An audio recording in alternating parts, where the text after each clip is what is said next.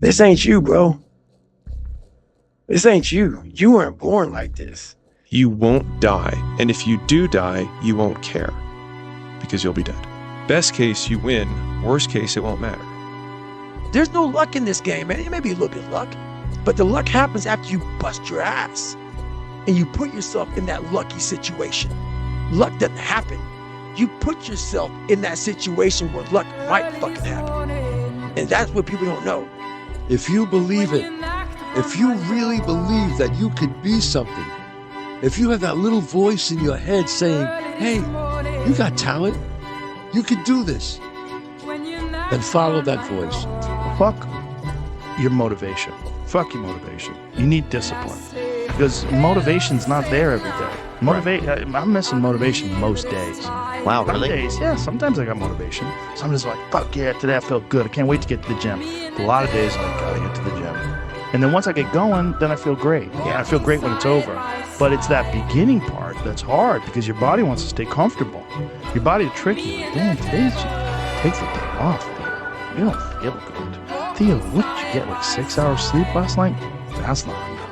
It's so easy to be great nowadays, my friend, because most people are weak. Most people don't want to go to that extra mile. Most people don't want to find that extra because it sucks. It's miserable. It's lonely.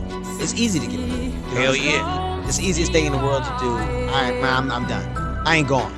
I ain't gonna keep going. Yeah, I don't feel like going to work. The I'm one, done. yeah. Easy. It's very easy.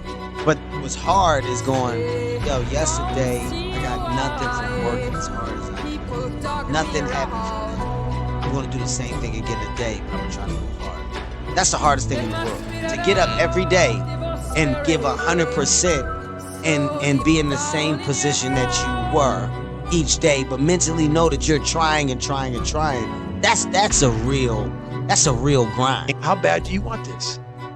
If it's as bad as you want to live or breathe or sleep, whatever the hell it may be, I can work with you. But a lot of people, most people don't want it that badly, which is why they always ask the question, man, how did you get to where you are? You know how to do it. You know exactly how to be you or how to be me. You don't want to do it. Like, let me see what you do when you're tired. Let me see how you push yourself. Come on, man. Get up. Get up again tomorrow. Get up again tomorrow. Get up again tomorrow. The next day. Get up. Get up. Get up. Get up. Keep going. How long can you maintain a positive attitude? There's no how, bro. It's you against you. You against you. And if you misunderstand that, you have a real problem. You wake up, right to work. Immediately your mind is in action. No one wants to do that. No one. And I don't blame them. But don't be mad. When you're laying there in your fucking bed and you're in the fucking hospital and you're 70, 80, 90 years old, you're thinking, damn, I feel like I didn't fucking do something. Because you did. You didn't do it. You didn't do shit. You may have lived a great life, man, but you're always gonna feel empty inside. I don't feel empty. The life you want is on the other side of a few hard conversations, and you're living a life you hate because you're too afraid to have them. I think about that a lot. Hard times create hard men. Hard men create soft times. Soft times create soft men. Soft men create hard times. We are now around soft men and hard times. There's a moment when every boy realizes no one's coming to save him. And that's when he becomes a man. And some boys never get there and stay children forever. You should be a monster. He said you should be a monster, you should be ruthlessly ambitious, and then learn how to control it. And it's that old expression, it's better to be a warrior in a garden than a gardener in a war. I don't care how good you are in anything, you don't have discipline, you ain't nobody. Right. Nothing without discipline. Because you give up under the slightest struggle without discipline. 100%. Tell me discipline is doing what you hate to do, but do it like you love it. Doing what you hate to do, but do it like you love it. That is a great quote. I'm going to have setbacks, I know. But if I'm feeling bad, that doesn't mean I'm doing bad. That doesn't mean I am bad. That doesn't mean that I can't still take some action. Because, yeah, nothing changes and nothing changes, man. It's time to get back to work. Stop hearing yourself talk. Get off the podcast. Don't be on social media too much. cut out all the fucking noise, get back to the fucking mental lab. I'd say one of the strongest mental frames that has gotten me through my hardest times is thinking this will be the story that I will one day tell. And that means the harder it is, the bigger the dragon, the more epic the story, and by consequence, the more epic the hero. The fear is never reaching your potential. That's it. That always falling short, always quitting before you're done, always procrastinating, always not doing the right thing.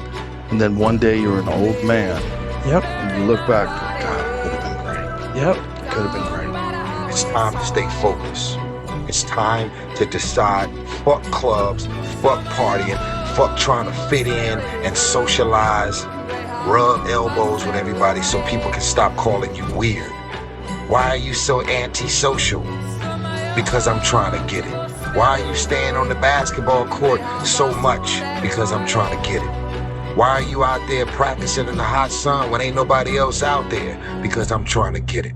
Why are you not clubbing like every time I text you and invite you to go do something fun and cool, you always studying? Because I'm trying to get it. Let me tell you something, homie. These women ain't going nowhere. These clubs, these parties, all this shit ain't going nowhere.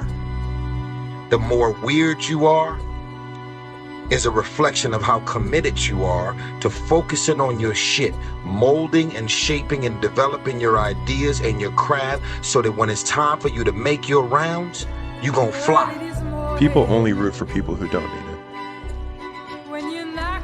Like, the amount of times when I was on my lonely path where I was too different from the friends that I had, but not successful enough to be friends with the people that I wanted to be friends with. That's when you want people to root for you. That's when you want people to support you. Once you've already won, people are like, he's amazing, he's so good. But like, that's the time when you need it the least. And so you always have to be the person who roots for you before everyone else does. And it's usually a single clap in the auditorium for a very long period of time. It is a slow clap that's just you rooting for you. And that visual, I think, is one that you can kind of take because it is... People struggle to do things alone. And the path of the exceptional person is one of an exception, which means that you are not with other people. And rather than fighting that or bemoaning it, see it as an indicator that you're on the right path. Because if everyone else were cheering you on, then it means you're not in the right place, because it means you're just like everyone else, and that's not where you want to be. Life isn't fair at all. At all.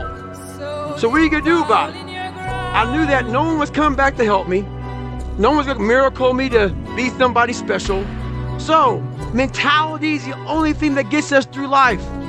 I was an underdog. We are all underdogs in life. Even the baddest person in the world should think that way. So you should always have I've never arrived mentality. And the can't hurt me mentality is no matter where you come from, the sewer or wherever you think you're from. When I got out of the sewer, I got to the road and looked around and said, can't hurt me. Nothing should be able to hurt you.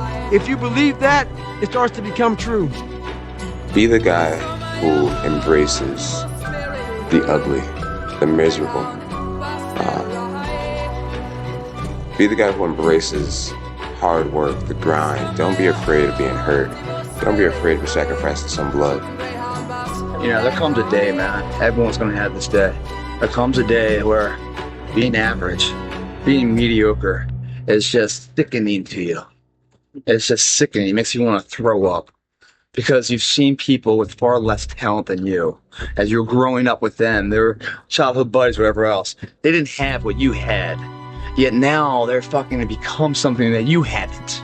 There comes that day. It's either when you're young, you know, and it strikes you on the baseball field because you're sick of striking out.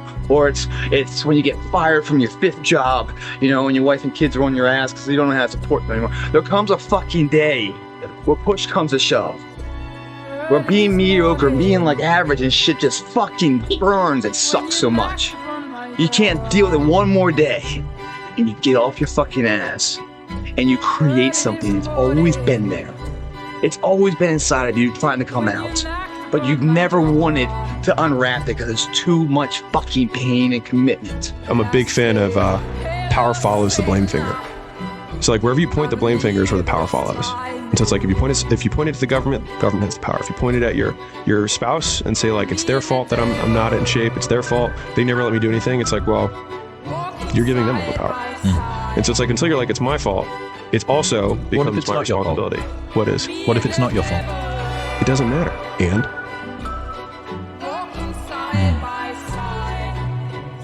like I can't run marathons because I lost my leg at birth. And either you can just never try, or you put the metal thing on and you do it anyways.